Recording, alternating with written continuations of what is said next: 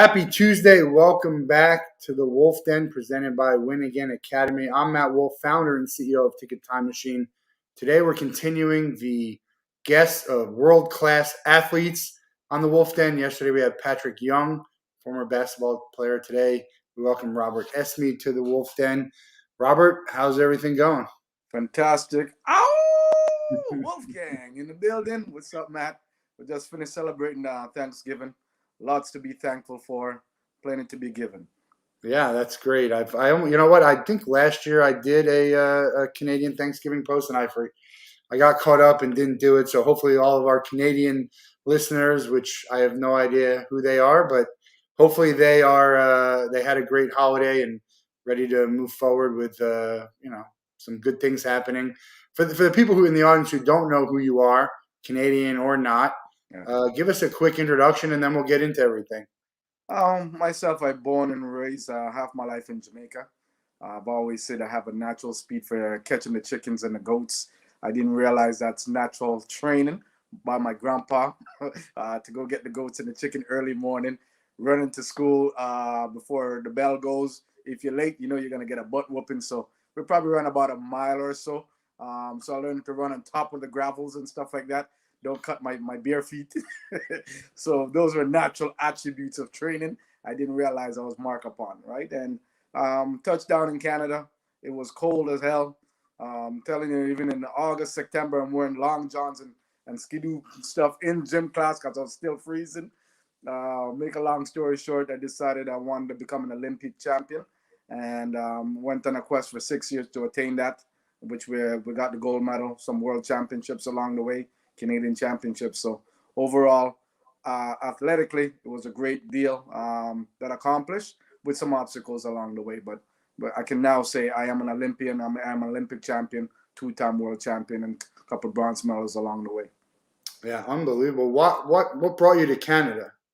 Well, my mom is a nurse, so and my dad needed a job, so we moved to Sudbury because Inco was hiring at that time. And overall, my mom wanted the opportunity to go to medical school. That was her dream and that was her passion.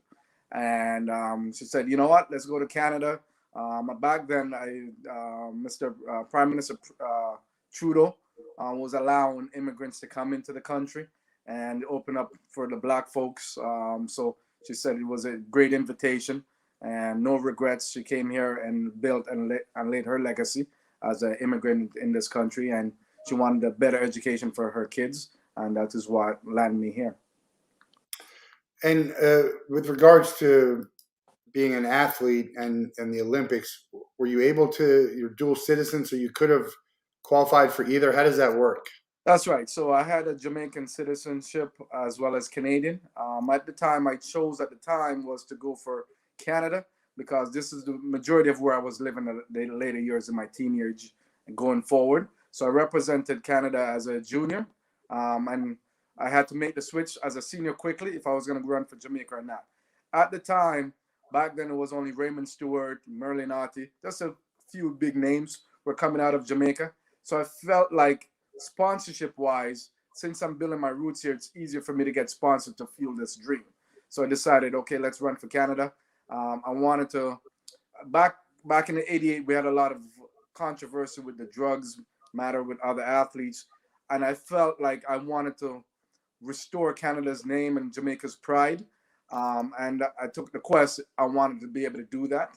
So with that in mind, I love both countries, but I represent Canada. My roots always be Jamaican. You can take Jamaicans out of Jamaica, but you can't take the Jamaica out of our people. So with that, I wanted to be able to celebrate both country at the highest level and showcase them in the world and knowing and restore some of the pride from the drug allegation back then. And it was a big task to put on my shoulder, but I think we're able to accomplish that. So the controversy you're talking about drugs is, of course, I assume Ben Johnson, who was That, the Olympic gold medalist, right? Did you that's run right. with him or against him? Yeah, it was huge. Yeah, and as I said, it shook the whole sports world because back then it was Wayne Gretzky, Michael Jordan, um, Ben Johnson, Carl Lewis, who was going to be the biggest athlete on the planet. So when that happened, it was huge. It rocked the entire sport. But overall, he's a great guy. If you ever met him, outside of the drug scenario, he's a great human being. He loves giving back. On a personal level, he's that type of a guy. But he went down the wrong path athletically. But we got a lot of this. I mean, there's a ton of it in the U.S. sports with baseball and all the. I mean, could he have won without doing the drugs? You know, Matt, that's a great question. I've always got asked that in schools and different things that I do. I feel like personally, if you take the drugs, it speed up the whole process. If you have the talent and willing to put the work in, that work may be 4 to 6 to 8 years to see that fruit of your labor, right? When you deal with the drugs, you'll see that maybe in 9 months or less, right? But you're still gonna have to spend money other ways. As a clean athlete, massage therapy, recovery, nutrition, all the right stuff, and the process takes longer. If you go the other way, you pay for the money for the drugs to recover quicker, to get more explosive or whatever you want to utilize it for. But at the end of the day, you went the short route, but you will get caught. If you don't get caught by the system, you're gonna get caught emotionally, mentally, and knowing that deep down you did not win that clearly outright with your hard work. You cheated along the way. So it's one of those scenarios. If they can live with it, great. But my mother always told me, Robert, your name Esmie is not your name. I gave you that name. Your job is to protect that for the rest of your life, because once it's tarnished, you can't get it back. So she installed that in me as a younger athlete growing up, and the guidance and the roots. No matter what you do not go there, because your name is not yours. I loan it to you. Right? Yeah, no, it makes sense. But it's a delicate balance because and I'm going to go to Major League Baseball because that's where the Yeah. biggest stories are. There's not enough deterrent for bad behavior. They're kind of curbing it now, but back in the day, I take steroids, I start to do well, I Yeah. get $100 million contract, and then you sit me for half the season and be like, okay, But he got paid. sound too bad, right? Yeah, exactly. So that individual have to realize why are they doing it? What is their why? And when it comes from certain demographic or background, financially, that is a huge piece of the puzzle. And sometimes they look at it and say, well, if I go here, boom, I can buy my own jet. I can get signed $100 million. Yes, there's a little slap on the wrist or whatever. I'm willing to die with it if it needs to be. But guess what? While I'm alive, I can live comfortable. I can take care of my family. So it's a deeper reasons than just the performance aspect of it. It's a way of life. It's to get out of certain situation to give betterness. So I understand all the sides, but that person has to live with it after that. Yeah, and I mean, I don't know if you follow any college football, but Reggie Bush, it was found that he was one of the best players in the history of college football. Yeah. It was found that he got paid some money, which was illegal at the time, and they take away his Heisman, but you can't take away what someone did on the field, even especially if they didn't do anything that kind of enhanced their stuff. So it's good to see that the sports they're still cracking down. I know there's always going to be some type of controversy, someone trying to get ahead of the game, but it's good to see the majority of people doing it the right way and excelling. I mean, there's world class athletes. That's part of the reasons why people go to try and get that extra, even just a split second is the difference between winning and losing, being on that podium or not. So let's talk a little bit about your track career. You moved to Canada. When did you really start to race competitively, and when did you think I might be able to do some stuff here? I think it was 1990. I did play day at school, and I won every event except for long jump and shot put. Right. So I said, okay, I think I have a bit of raw talent. But 88 was where the Olympic fire was lit within my heart, and after watching that whole thing, and I remember going to sleep that night, and my feet was running in my bed and everything because I'm a fast thinker. I move fast, and I remember getting up and I said, Mom, I want to become an Olympic champion. And in a Jamaican accent, she says, boy, you better go back and study. Because she gave me the encyclopedia, the medical books. I have to learn one word's like 16 letters to 20 something. I have to learn how to spell them, put them in sentences, the whole 9 yards. I was getting stressed because I never started school till about age 11 when I actually had my first class. right? So reading Was is that is a difficulty. is that the environment in Jamaica? Absolutely. Where I grew up in Jamaica is a very dangerous area. So for her, as a single mom at the time, she didn't want to put me in an environment and I come back with a shot or die. And, right. So she protected me, stayed at home, did as much home learning as possible till she was able to bring me down to the countryside where I can actually start my schooling and stuff before I moved to Canada. So I was a late bloomer in the education side. So everything in that side was a little bit scary for me to learn. So when she gave me all these medical books, as I said, she wanted to be a doctor, right? And I had to convince her to allow me to do track because at those times, the Caribbean folks said, "No sports for you, doctor, lawyers. That's where you're going. Education, education, education." So I convinced her, and I learned how to write my very first contract. I call it, where I put allow me to get a C average and so do some track and blah blah blah. She goes, "What?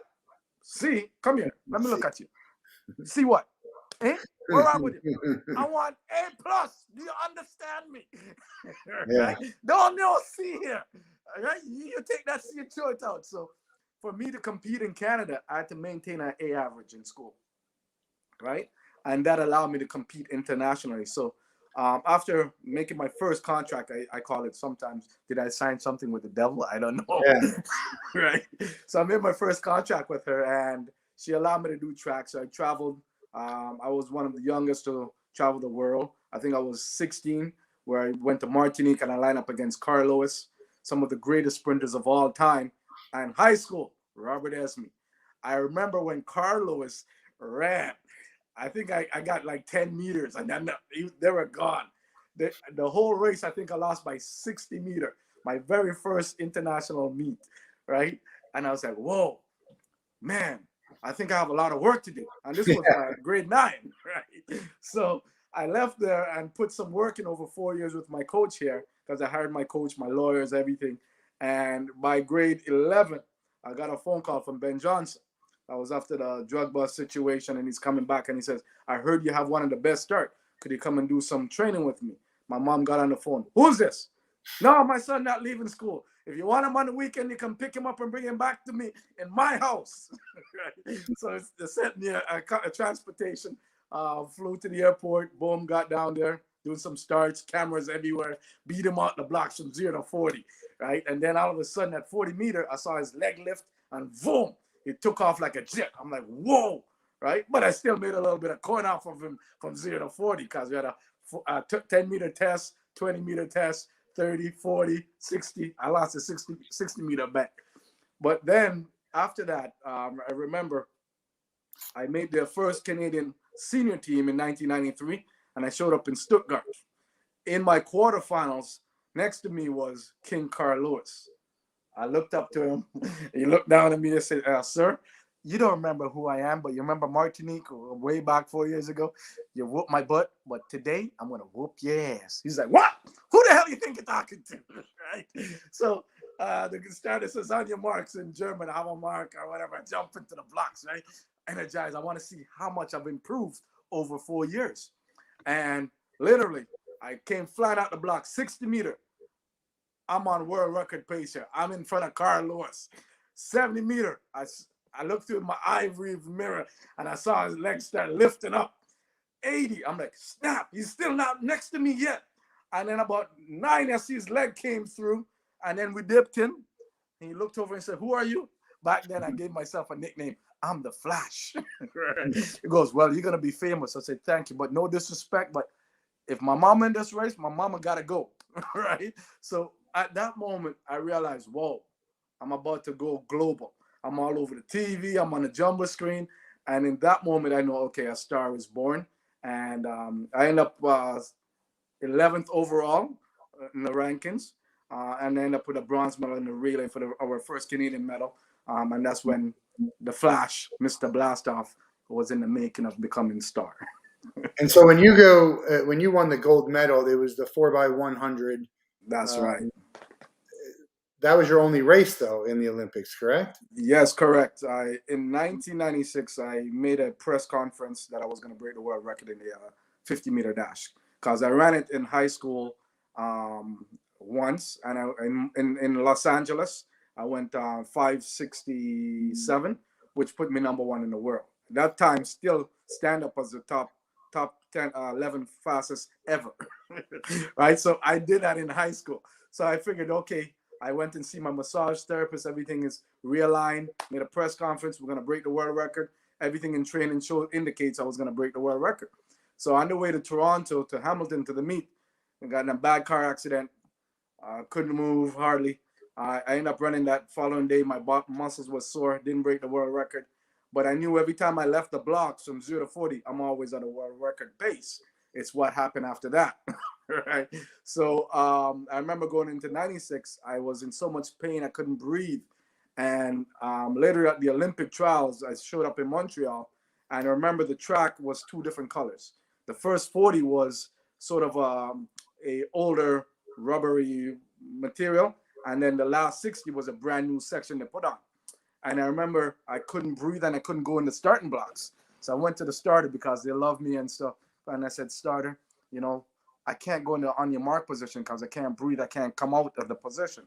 He says to me, Robert, I love you, but the rules are the rules. You have to be on your mark position. You can't do it standing up.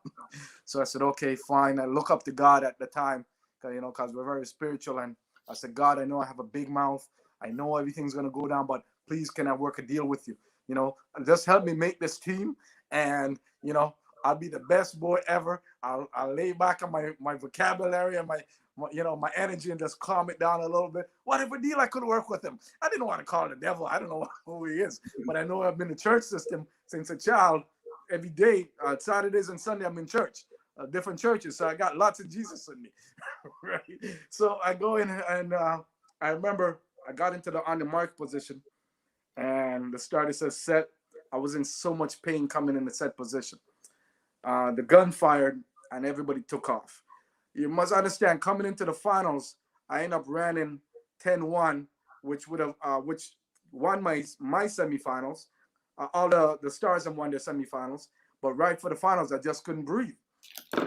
And everyone was in front. I remember the first 40 meters, the different color of the track. And I reached there, and I think we were like 20, 30 meters in front of me. All of a sudden, I didn't hear anything. Something transformed my body and took over, and I went from last place, moving to 7th, 6th. I'm like, oh my God, I'm running out of room. Boom! I crossed the line and dipped in for 5th. It wasn't the event that I visioned back in 1990 that I was going to win a gold medal in. I envisioned running the 100-meter in 9.6, which would have been 9.84 electronically, which the 100-meter one in the Olympics was 9.84. All right. So I envisioned that from 1990, but I also envisioned me getting a gold medal. It didn't come in the 100-meter. It came in the relay. So, but once again, there was so much controversy happening where my teammates, the few ones, wanted to keep me off the team. But we're coming in as world champion. And because I sort of have a different style and leadership, there were so many things that were happening behind the scene where they're trying to remove me, right? But they realize as things falling apart round by round, if I don't come in, the Americans going to spank us like the parents spanking our bum. Yeah. So, and then, the controversy was, is Carl Lewis going to get to run and get his 9th gold medal? So there was a decision made the night before the relay that they wanted to put me in. The voted, we can't run without Robert, and the number outvoted put me in a position that I've earned because I re-ranked number 3 in the country. All right. So for us, for the relay, you're supposed to be top 4 after the trials to be ready to go. Because most of the time when an athlete make the team, they're going partying, they're at the Olympics, ladies everywhere, food unlimited, they get out of shape within that time. So you have a certain window where you have to be ready to race. So I was number 3 going into the performance, ready to race. So I earned that position. But the rest of a couple of people in the team said, no, he's not part of our group. He's not part of our management group. I want our group together. So looking out for each other. I was the only one. I only have Jesus and a friend that was there to help me through the Olympics. Everybody else had an entourage. But I Yeah. know for a fact my Jesus is stronger and bigger than anybody. Right? So, and when all the controversy was happening, I went back and make another deal with Jesus. I said, Jesus, I know lots of stuff happening here, but tell you what, my mom's flying in to Atlanta, and if my mom gets there, fireworks gonna happen. Because my mom's Jamaican, martial artist. I call her the Blackie Chang, you know, black belt, the whole nine there. So when she coming in hot, right? If her baby ain't running, because I'm her baby. Nobody hurts her baby. So when she arrived, man, fireworks about to lit Atlanta. Because when she heard I wasn't running, oh, she finding whoever, cops, anybody can follow her. She don't care. She gonna tear down the whole place. That's my mom. When my mom show up at my school for any reason, principal, everybody on lockdown. Mrs. Esmie, Yeah. they're all on the best behavior. It's good to have someone like that in your Oh yeah. corner. So But you know, the 4x100 is it's a special animal. It's the ultimate team race because you could have 3 world record runners and one person, and you're off the podium. exactly. So I look at the relay as a 4-course meal. For me, I think what happened, where they were trying to remove me off the team or shut me down somehow, it allowed me to be able to do what most people can't do. And athletes get this. They make a team, they've gone to university, they were a star before, they get benched. But I look at it as an opportunity for me to learn and study all my opponents.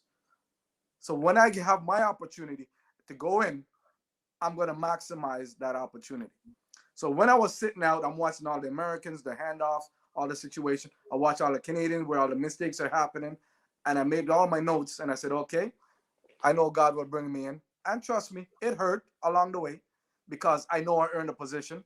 The rounds, it's like the knife was sticking in my heart and turning because I know I earned it. And I know I am world champion. We built this Canadian medal potential from 93, right? And I've been part of those teams, right? So it hurt it. And then the semifinals, we just missed the finals by this much. If Donovan's feet touched down on the ground, we would have disqualified. He got the baton in mid-air before crossing the line, right? Before the exchange, running out. So when we finally got in there, and I came in and I said, you know what? The Olympics, to me, it's about the mental games. Any major championship, it's about the mental. So I flip it and I said, the Olympics or major games is 90% mental, 10% physical. Because if you have to think about the physical component during that time, you should not be there. You're not ready. So it's all about the mental manipulation. And I'm not going to lie to you, John Drummond is one of you guys' greatest starters, right? But John Drummond runs an energy system of high energy, emotional energy. So what I'm able to do each time, and he's faster than I am on paper. I ain't gonna lie to you, right? But guess what? I have his nuts in the palm of my hands every time because I have the mental piece, right? And what I do to him each time, he'll let you know. I walk in and I'm like, he's a fan favorite. So I go in and I suck the crowd from him right away. So right away, the fans are on my side. So that's how I'm playing the mental battle. So, 95, I walk in. He's got a whole bunch of, John Drummond. I walk in, I have the front row. I had 200 young ladies, my little fan crew, and I tell them what to do and what to say when I walk up front. And I said, who's the man? You are Flash. And I said, John, how you like me now? Huh? So right away, it just settle him down a little bit, right? And my energy rise up because I'm the king of this thing, right?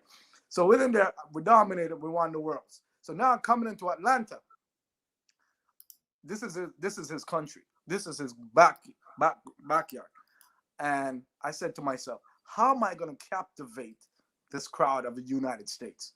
Because it's United States heavy-handed. So I'd start designing stuff. I said, okay, if we design the haircut blast off, and I have a photographer, and I called him and I said, this is what I want to do. I called a camera guy and I said, this is what I want to do. So those are the only 2 guys knew what I was going to do when I walk onto the track.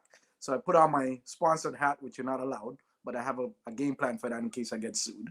And I put on my glasses, and then I walked to the starting block, and I took off my hat, and all of a sudden, everybody in the stadium, because I had the camera guy zooming, and now I'm on the jumbo screen, right? And they're like, what is that on that kid's head? And I can hear them, right? It's that beehives.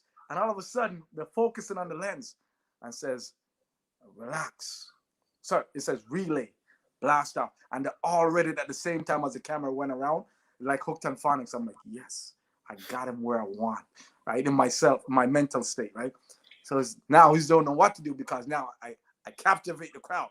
And the other thing is, who goes in the blocks last control the camera and the announcer because they're keeping their eyes on the last movement. So when everybody's jumping in, I just walking nice and slow, like it's showtime, Deion Sanders, right? I got into the blocks.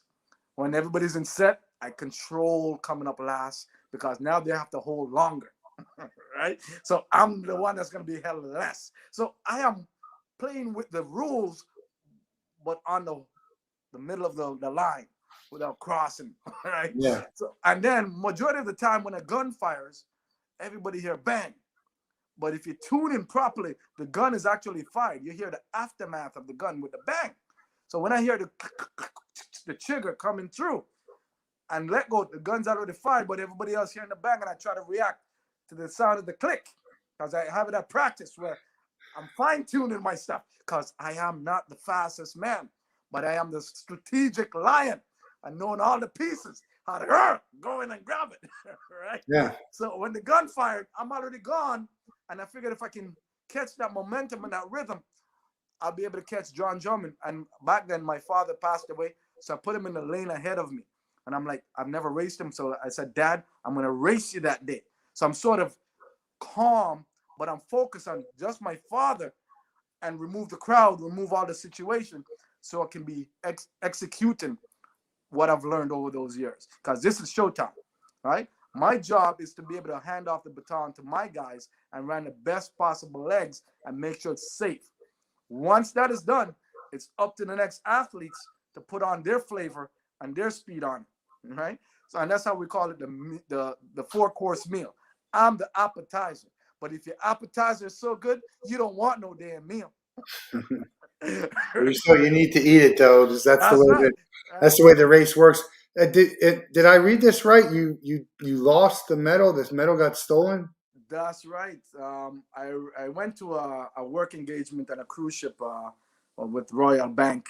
Finished a speech. I was exhausted. I came home. I landed back in Vancouver, and then I did another gig right after that, a speaking engagement at a golf course. So I was just exhausted. I got home. Everything was still left in the car. I went straight to bed because, drunken and driving is dangerous.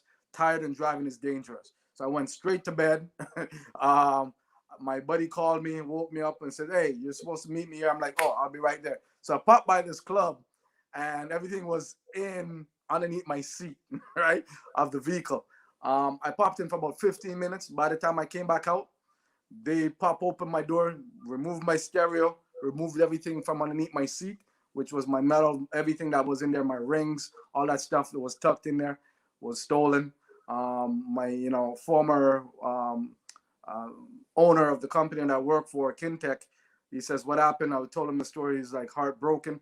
He goes, how much does it cost to get another one? I'm like, they don't replace them. He said, well, make some phone calls. I called one of my dear friends, Charmin Crooks, with the IOC. She says, yes, we can make you one, but it's going to cost you X amount of dollars. And you have to file a police report, everything. I did all that. It was like 3 months later, I got a phone call from Custom Canada. You have something to declare. I said, what? They said, your medal. They said, how much is it worth? I had to think twice because I have to pay import duties. But I said you only declared X amount, pay whatever the tax on it. And then that was it. I had a replica of the original, which they rarely ever do. I think they only did a handful of times. Yeah, it's irreplaceable, really. Yeah. I mean, it's one. They can never take away the fact that you got the medal. Yeah. But there is still something about hanging it around your neck or having it, sit on a mantle. Well, I call it the People's Medal. When I had it, over 1 million people have worn that medal, make wishes.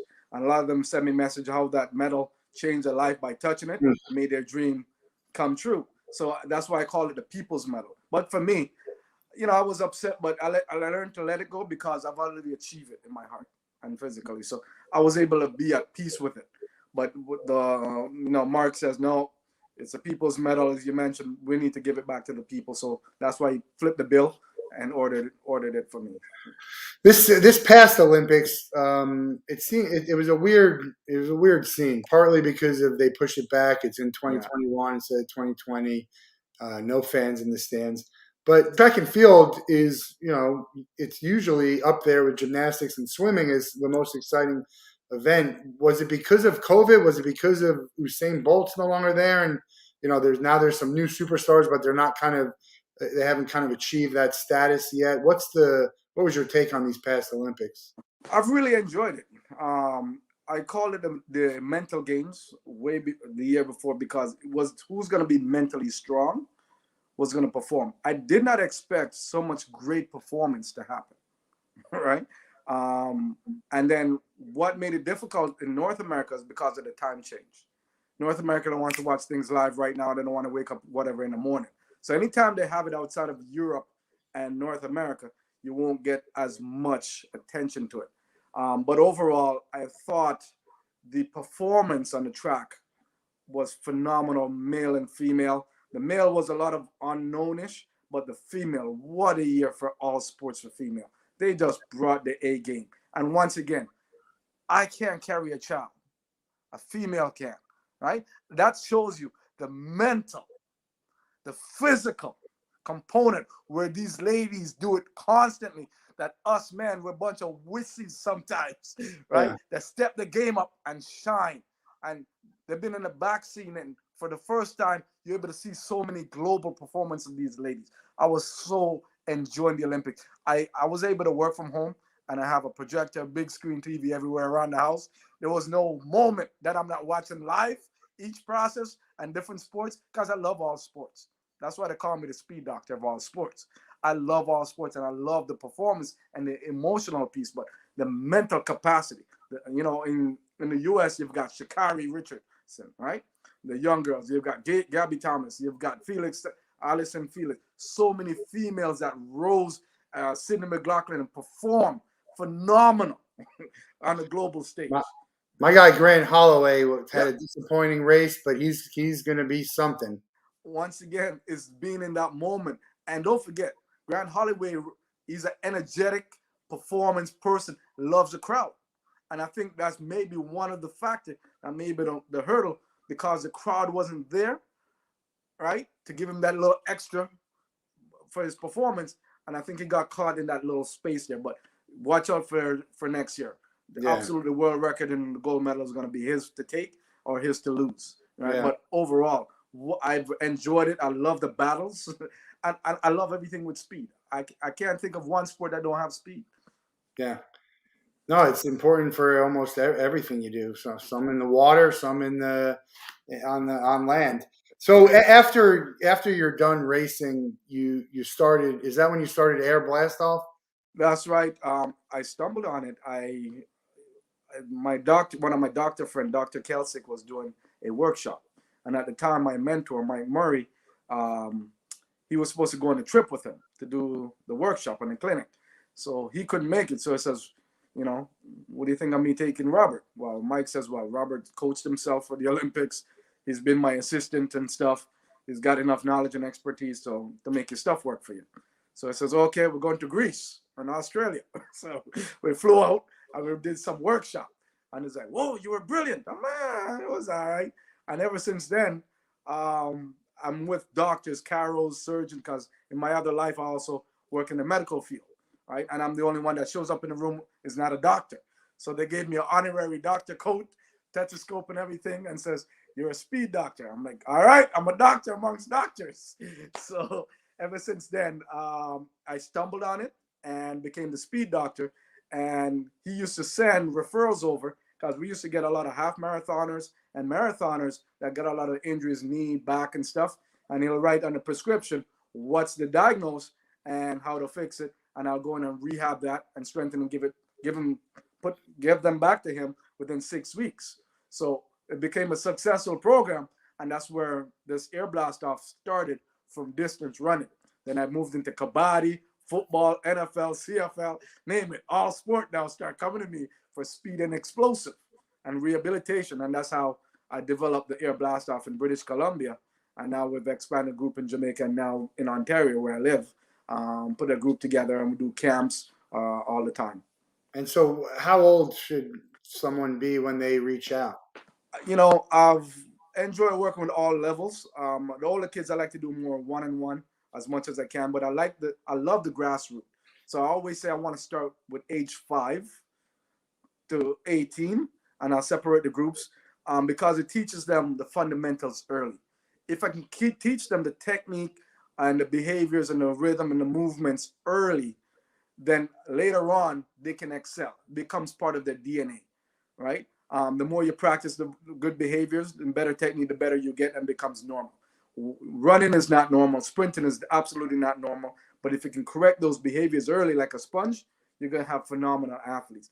And when I'm looking at my body of work of athletes over the last little while, I've got over 200 plus athletes went pro in every different sports, right? So it was like, whoa, I did all this. So when they do Zoom and different things for me, I'm like, holy smoke, I built this person. I developed that person. I developed that person.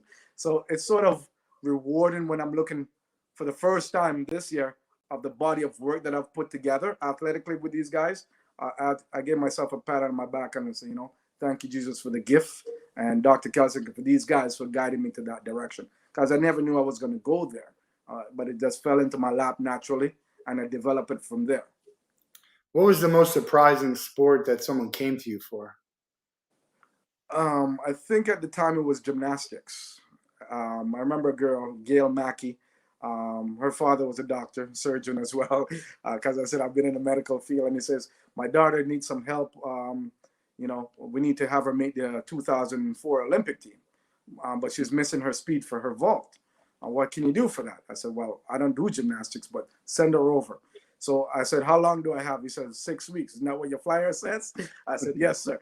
Yeah, I said, okay, thank you. Because sometimes people come to me and say, you have 2 weeks. I said, I'm not God, right? But you give me 6 weeks, I can give you unbelievable stuff. So that was the first young lady that literally made me cry as a coach. Reasons why: she took all the information that I gave her and developed her over 6 weeks, and she gave me one of the most flawless sprint run-up I've ever seen, including sprinters I've worked with. Flawless transition. Right? And then the ability to take that and convert it into her going down on her handstands for the flip. I cried that day with joy in my eyes. And I'm like, okay. Within another 2 weeks from there, she made the Olympic team. And I had my first gymnastic Olympian in Canada. And I work a lot with gymnasts now, right? But that was a surprising sport because I don't know anything about gymnastics, but I understand biomechanics and what you need. Yeah, and a lot of that's mental too, right? You got to make sure you're doing it the exact right way, and Yeah. an eighth of a second, or it could be the difference Speed and between power. It's speed and power. making it or not making. Yeah. And now you're in the weeds with critique. Yes, sir. Tell everybody what that is. You know, as a child growing up, I didn't have certain people, coaches around me. As you mentioned before, I coached myself to the Olympics, and one of the things that I wanted to accomplish was a world record holder. Was a world record for it. As you can tell, Donovan ran the world record that I visioned in '96, and I felt it should have been mine. But at the end of the day, my doing and my wants is two different wants than what God wants, right? So for the first time, I'm in the right place at the right time with the right technology. With some partners and one of Bernie was doing a personal training for one of his kids, and at that time the pandemic hit, lost my regular job. Right, I always like to have two things going at the same time. Lost my regular job, and he says, "What are you doing?" I'm like, "I'm gonna go find another job, or you know, go do a business." He goes, "Okay, take a look at this. What I've been working on. It's something you like to be part of it." I'm like, "Oh, I do this every day." Right? And he's like, "Perfect. All right. So what's it gonna take to have you over here?" By the time the conversation was done, we didn't sign any papers, but we had a verbal conversation, gentleman's conversation, and handshake. That's rare these days, gentleman shake. So I said, yeah. Within 2 weeks later, my contract was done, salary was agreed upon, and co-owner, and staff of the Critique as a lead expert, talent acquisition. And at the end of the day, we have the ability for the first time to give personalized feedback to people around the world. If I had that, I felt I could have made changes to be able to potentially get not only a coach of expertise, but also probably could have had my world record. But it's never too late. I can still break a world record for my age. Yeah. But at the end of the day, it's a virtual feedback platform where you get personalized feedback from experts in different fields. Even now, within business, I can get that from a venture capitalist or a tech person, or it doesn't matter. It gives people an opportunity to shine from certain industries, right? You don't have to be a movie star to be on camera. You can be the person who's shooting the movies, doing the makeup, the wardrobe, all the stuff behind the scene as expert to be on this platform. It gives, So yeah, anything that got to do with media, images, all that stuff. They upload the content, book a request with an expert. That expert deliver a personalized feedback or encouragement, right? I'll say you're doing a great job here, or this is how you're going to improve, and that they can use forward to make that changes in the behavior to become better.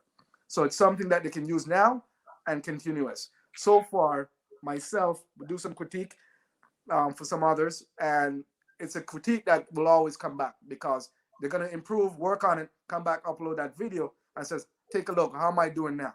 It's easy for sports, right, to break down the biomechanics. For others, it's not as great, so that's why we have to build different contents for that, where people can upload an image or word and stuff, and we can deliver it that way. But it's an opportunity where now people can get personalized feedback from experts all over the globe. The very first of its kind. People call it masterclass meets cameo, yeah, right? but And everyone's like, there's so much resources on the internet. Why go to critique instead of just going to YouTube and trying to find? Hey, can I not find that online? absolutely, there is one component of that, and there will always be YouTube. There will always be other areas where you can learn, but there's nothing absolutely better than getting a personalized feedback from an expert, a verified expert with credentials. Out there, you don't know who's doing what and saying whatever in those feedbacks, right? But at the end of the day, you can learn from someone else, but it's always better to learn from what you're doing personally, and If that's I the if most I important. want to learn how to improve my golf swing, shoot my free throws better, have my sprinting technique, endurance run. That's all the type of stuff that they go to critique for. Correct? Ex- yes, we've got lawyers, doctors, therapists, all sports, right? Interior designers, over 150 different genres where you can have expert, dog trainer, name it, right? You may come to see me for your sprinting, but guess what? You're a lover for dogs, or you just got a new dog. You need to train a dog and practice certain things. Boom, you can go book a dog trainer. Walking my dog. My dog's pulling on a chain. How do I fix that? So this or my garden. I'm a new gardener. Lockdown's happening. I'm doing a new garden. I don't know what to do. You can pick the expert's brains. He can tell you what you did wrong in your garden, why you didn't get any corns or whatever that this season, and correct those behaviors for you. So I mean, you can basically guarantee that people will improve whatever they do because everyone has room for improvement, Absolutely. but not everyone in improving has the ability to maybe get where they want to go. So how do you kind of curb the expectations of saying, look, we're going to help you improve whatever you want to do, but that doesn't mean that you're going to be the next, best sprinter or free throw shooter or swimmer, whatever it may be. Excellent question, Matt. So on the profiles of the experts, you will see a demo of specifically what they're able to do. So it gives you, as a consumer coming in, peace of mind that, hey, this is what it would look like. This, but now it's going to be done for me, right? So it gives that extra confidence, and at the end of the day, there's going to be a hold on the card. So if you feel the expert wasn't good, you're going to get that money back, right? It's important. Integrity is also part of that for us because I don't want to see anyone money's taken and something wasn't delivered what is expected. It's very important that both party is happy with that content, right? Because at the end of the day, it doesn't matter if it's $1 or $10. They made an investment with an expert to get the best advice or expertise based on the content they uploaded. Yeah, I want to talk about memorabilia, collectibles. Obviously, Absolutely. gold medal itself is the ultimate, but you got some pretty nice kicks behind you. So talk about those and what you have a favorite. What do you do with those sneakers? Well, I love, other than my baton. And by the way, you can let me know how much that's valued. The original baton, by the way, signed by all the athletes. Donovan ring print is in one of them. So I've always thought about put that on an auction one day, what we would get. So if you ever want to play with that, talk to me. But overall, I don't like a lot of jewelry. So I don't wear stuff like that. But my brother, my signature is gold shoes. You don't know what to get me? Size 10, gold shoes. So based on that, when I walk on the stage, I'll have shoes that lit up with light, and then everything else, because I'm looking at the whole ambiance, right? I'll wear that for a school event. Lights are off. I walk in, giving my speech. Boom, start with my shoe, work the way up, and all of a sudden light come up. Boom, the gold jacket or the black and gold collection, right? And then boom, sets the tone of everything. So if I'm in basketball, I like the gold shoes. If I'm doing casual stuff, the gold shoes. So there's 90% chance you will see me in the gold shoes. Also, 99% when I do autographs, it's only in gold. All right, those are my only two touches of the blast off, golden touch. Because the philosophy is anything I touch Turns to turns to gold. gold. That's right, baby. So I've got, and then track spikes. I've created. Give me 30 seconds here. Yeah. So in the track spikes, because I wanted to return one day to break the world record for a specific age group. Because once again, I've always said I wanted a world record, and you're never too old to make your dreams come true, right? So I've designed one of the Air Blast Off shoes. This one, it was a different color, and it has the world champion, decathlon, Austin Eaton, and his wife autographed it. And I tell my guy, make sure this still stays. I want the rest of the shoes gold, and I want my Blast Off on there. Because you see, when I roll up to the track on one of these things and these kids see it, woo, that blew their mind, baby, blew their mind. Yeah, they like it. And then the next one that I wanted was this one. So I've actually designed an outfit, a black and gold outfit. So when it's time to go break it, these shoes and the outfit is coming in a briefcase with a light, and I'm gonna open them up, right? And then people are gonna see, whoa, the video cameras, and I unveil, put on my outfit, put on my shoes, the golden socks, hit that world record, and turn Instagram upside down, baby. Kardashian, you may not have nothing on me by the time I'm done with this type of design. So that's the veiling, and I'm gonna try it. Try to get my body in shape. If I feel like it's in good shape, I'm gonna do it for next year when I'm turned 50. All right, it's a beautiful way to run a 50-meter dash with a 50-meter world record, baby. So that's what I'm gonna try to accomplish. So 50. That's going to be your goal. What is the current record? The world record was 5.64 by Donovan Bailey. I remember back in high school I went 5.69, but for the 50 age group masters, I think it's like 6 something high or whatever. What about the 100? Yeah, if I get in shape, I'll hit. It's not a problem. What about the 100? I'll save that for another day. A little bit less unattainable. Yeah. Don't forget, I'm usually, when I'm in shape, I'm at a world record from 0 to 40. My 40-yard dash back in the days is 3.7. Right? When you hear guys complaining, oh, the fastest man 4.2, I just laugh. I'm like, I do that in jogging. Yeah. Right. So yeah. And it's weird, the football. It's great you run a 4.2, but it's very infrequently that you just have the ball and you're running straight. So yeah, it's a weird stat that people get that is really graded by. It's weird. As I mentioned before, we're going to connect. I'll connect you with Ari Solomon, who does stadium custom kicks. Nice. He'd be a good person for you to connect with. See if they can get you some custom kicks or have you on his 5-minute podcast, which is he has some great athletes there. I always like to ask about a Mount Rushmore. Who's the Mount Rushmore of sprinters? I'm a love of Andre DeGrasse.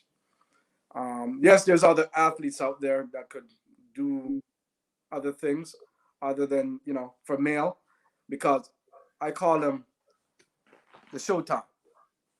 He's mentally strong. As his technique get better and start putting things in place, he shows up always at a championship, right? I expect him to get a medal every time, right? Depends on what I'm seeing in the rounds. It could be gold, silver, whatever, right? But you can guarantee to bet your money on him that he'll be one of those person.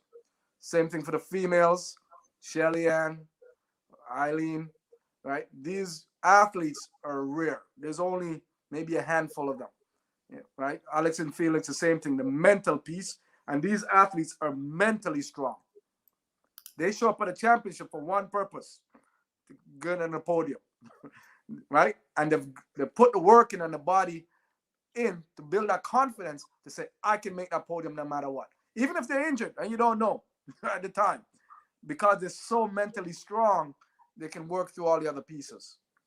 And it's very rare you find athletes such as these with that mental capacity. My athletes, I train them from day one, no matter the age. Once a month, they get a YouTube video of the mindset, what we're doing in training. Because I call it billet, billet, billet, billet. So at the championships, we're ready to go. I don't like to lose championships. When my athletes go to meet, they only know one expectation. It's performance time. All the other stuff, you lose, I don't care. You learn from it. But championship, we're coming in for hardware. That's what I do. Well, can you narrow down to like let's say the four best women and the four best men? I mean, there's been so many great ones. You mentioned Allison Felix. You got Jackie Joyner Kersey, and I mean, The greatest? Okay, so we're picking the four best greatest. You're gonna have to you're gonna have to lock down Jamaica, right? Jamaica, Bolt. Woo! I'm gonna say Bolt, female, Shelly Ann Fraser, third, Eileen Thompson, and I'm gonna pop over to the United States. Performance-wise, you have to say Carl Lewis, right? In the performance aspect. We'll go over to the USA. Definitely, you can't call out, my girl Alison Felix, phenomenal. In the making, that's going to be great and continue to be great is Sydney McLaughlin, right? And over in Europe, Mr. Holmes in the 400, phenomenal, right? So a combination of just retired and current. But and no Flojo. Oh yeah, you've got There's too many. There's too many good. I'm on the fence for Flojo. There's too many good athletes. If you had to pick Jordan Kersey, come on now, Yeah. Goats. There's so many goats. If you had to pick an Olympic sport, it could be track, but it can't be a sprint. What would you like to have done? I think I had a raw talent for golf. Yeah. If I had to play a sport, baseball or golf. Because I run in between bases, I run 2.6 in between baseballs, for me to go baseball, I want to be the ultimate game changer. That means when I step on a base, every pitcher, everybody on the outfield is in trouble. Because my job, I'm going to steal and rub it in your face. And I'm teaching my son that now in baseball. I put him in baseball, right? But I'm fascinated with golf because I'm dealing with so many elements.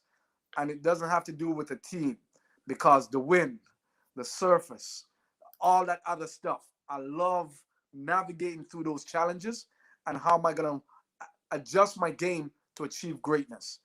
And I love Tiger, right? Because of that, of his dominance. And my son is the lion. And I name him one reason only of the lion because I said the baddest animal is the lion, not the tiger. And I said, I want, when you become good, in case you play golf, you show up at Tiger's house, you have dinner with him, talk to the daughters, and you let them know the lion is here. Well, baseball is interesting because there's a lot of fast players there, but they don't steal bases the way they used to. Like Ricky Henderson, Vince Coleman, Tim Raines. I mean, they were stealing 100 bases a year, 80. Now, if you get 40, that's the joy, 50. The drama, and the camera, and the whole piece, I feel like is missing from baseball. Right? Yeah. That runner, the one that can feel like, ooh, I'm gonna make this guy sleep and toss and turn tonight because He don't know what I'm going to bring to him the next day. Yeah. Now, because you're from Jamaica, and we've actually had some Olympic bobslayers on, the cool runnings. Did anyone try and get you to switch over and do bobsleigh? Well, in Canada, we know it's a hockey winter sport. Someone mentioned, what about, bobsled? I said, listen, man, it's cold. Anything above 20, I'm in. Anything below 20, I'm out. But you live in don't you live in West Canada? Well, I'm back on the east. I'm north of Toronto now. I'm back on Okay, the east it side. still gets cold there. Oh, listen, man, it can get minus 45, minus 50. I remember I used to take planes from here to Europe, and I walk out the airport, which is about 30-second walk, and halfway across to Europe, I'm still defrosted. That's how cold it gets sometimes. You spit and it freezes before it hits the ground. Like, New York, Boston, that type of cold. But yeah, no. Now for you, we talk about you. When you turn 50, you want to do the world record. But give me something else that's on a bucket list for you. It could be a travel bucket list, a personal achievement, something, a sporting event you've never been to that you'd like to go to. Give me a bucket list. One of my bucket lists over the next 5 years is to go to every major sporting event finals within that year. That's one of my bucket lists.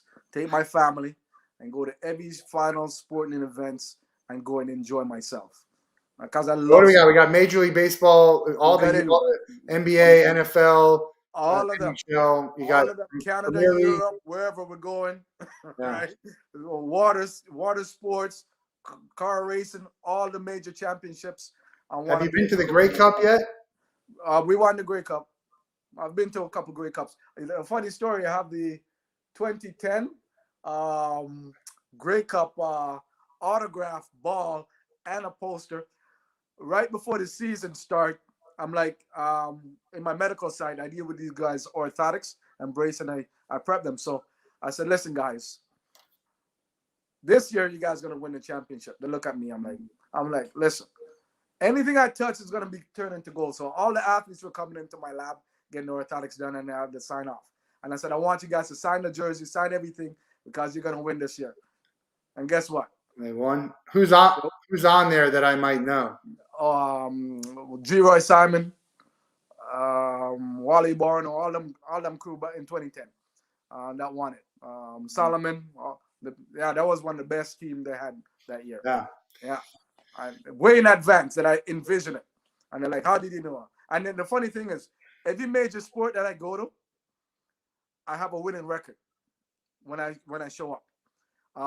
That year, for the when they won, I was 11-1 with the events that I went, and I must have chicken nuggets and fries for them to win. Love it. The day we lost, I did not have chicken nuggets and fries. Oh man, I'm very superstitious about what I'm wearing, the food, everything. That's me. So that sounds perfect. I'm a fan of. I love sport. I come with horns and everything. I even go to my kids' athletes that I train. I go to their events, and they're like, "Where's Coach Robert?" Because I'm bringing the energy. I'm running on the sideline. I'm having a good time. And guess what? Everybody now start having a good time. We go from a boring place to an exciting place. Well, I'd like to get to all those sporting events too. So maybe we'll run into each other at one of those events. We'll get you out of here on the same question we get everyone out of the Wolff Den with. And you can choose one person to spend a day with. It could be anyone in the world. It doesn't have to be an athlete. It could be any type of person. But you get to spend a day with them. They have to be alive, and you can't be related to them. We're doing outreach for all of our guests to try and make it happen. Who are you picking, and what would you like to do? Well, since I had a love and a fascination of Tiger Woods, I would like to spend a day with Tiger. Play around. But I would like my son to be there because my son loves animals. He loves animals, and he's always wondered why I call him Lion. And I want to be able to say, son, this is why you named Lion. Can we go play golf now? Yeah. A round of golf with Tiger, with your son. It's on the list. It's on the list. Yeah, and I want him to bring his son too. He's in Florida most of the time, and he's, I know he's rehabbing, but I might be able to know his number. Reach out, tell him, Robert, looking forward. I'll fly to Florida tomorrow. If we can make it happen.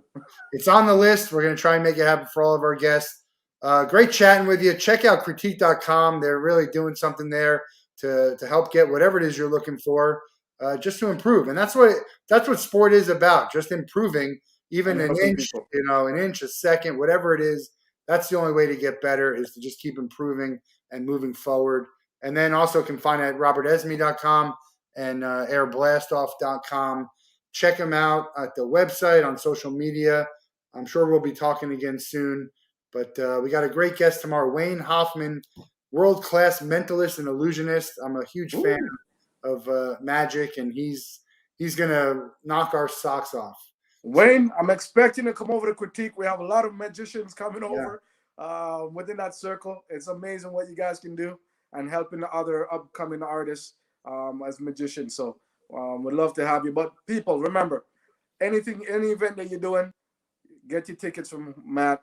He's done a phenomenal job. I have lots of great ideas that become memorable as memorabilia's ticket style as well. This man is ahead of the game. I love what he's doing over there. He's doing a phenomenal job. So let's support each other, and guarantee you, once he does your stuff, you'll be 100% happy, or you get your money back, just like my business. And guess what? We don't give back money, baby. We're that good at what we do. Yeah. When you're good, you don't have to give back money. All right. Exactly. Have a great night. We'll see everybody tomorrow. All right. Thanks, Rob.